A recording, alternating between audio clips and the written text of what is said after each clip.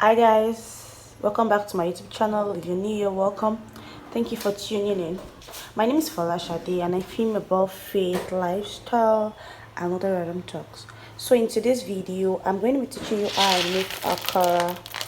So one of the things that is so easy for me to make in the kitchen is akara. It's always so seamless for me and I usually get it right. So far so good. So I've had people ask me, how do you make this akara, how do you do this? And I'm like, oh, why not let me shoot this and put it out there for people that are interested to learn and show you how I get it real good and all of that good stuff. So if you're interested in learning or watching or knowing how I do mine, please stay tuned. So first and first, this is the beans. I usually prefer this type of beans because it's so easy to peel. I don't like white beans. If in Nigeria where I stay, in my country, you know there are different types of beans, and one thing that is really easy for me that makes me get it right is this type of beans. It's called honey beans. I prefer to use this because it's so easy to peel for me and no stress at all. Next thing that I have here is pepper. This is what they call atarodo, scotch bonnet. I have shombo. This is chili pepper. I have onion. This size is actually okay for the size of the quantity of the beans I want to use.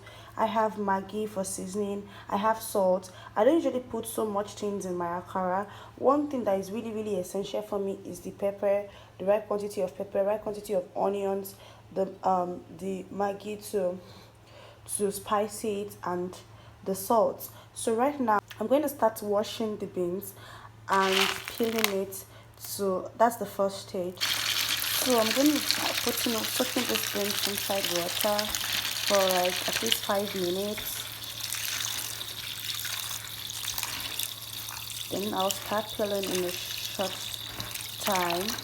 But I'm going to be leaving it inside water for at least 5 minutes to let the water get inside the beans. So hi guys, we're done washing now, and I'm just going to leave it for a bit to soak inside water to make it more soft, to make my paste more fluffy.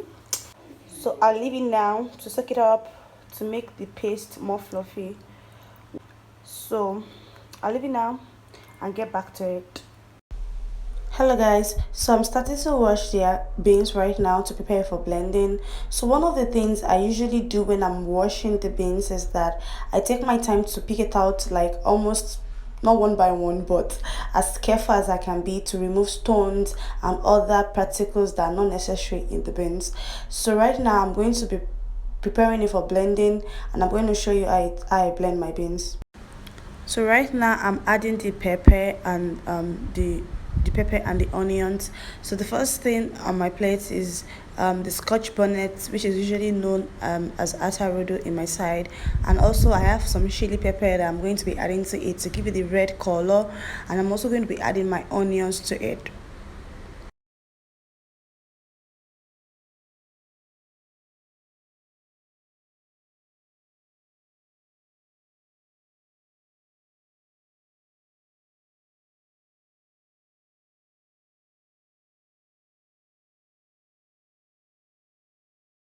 Add some water to it. One thing you should also watch for is to not add excess water.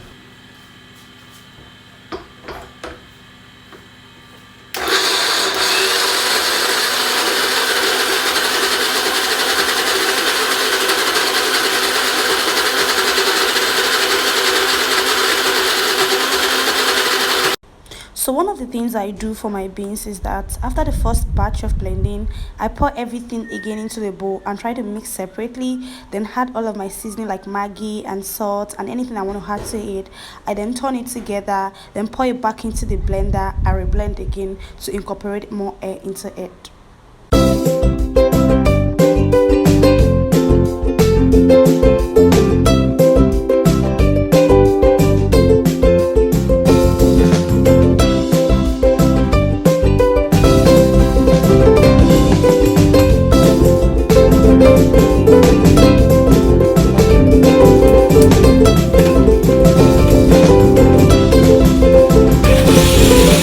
So this this is what it looks like. This is the end result of all of the good stuff I just did right now. More air has been incorporated. It is more fluffy, as you can see. I can now start frying my akara.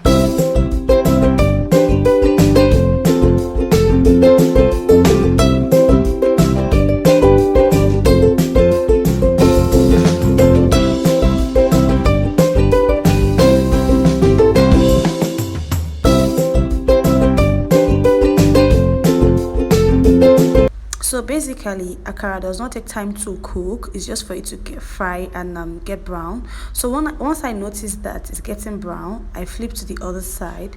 One thing I also watch out for is, or look out for, is the heat. I try to regulate the heat because it's one thing for you to like eat it up and it doesn't get done inside and it's just brown on the outside. So one thing you have to watch out for is to regulate your heat constantly at intervals.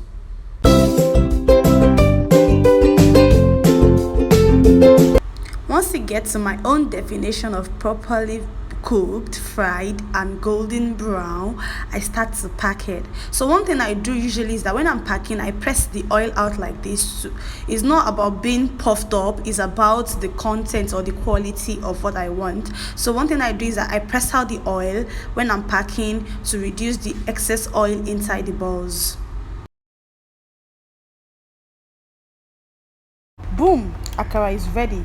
One thing for akara is that you can pair with many things. I prefer to pair with oats. I don't like ogi personally, or bread and tea. So thank you guys for watching. Thank you for staying tuned to this stage. If you like this video, please give it a thumbs up and let me know if it was helpful. I'll see you in the next one. Bye for now.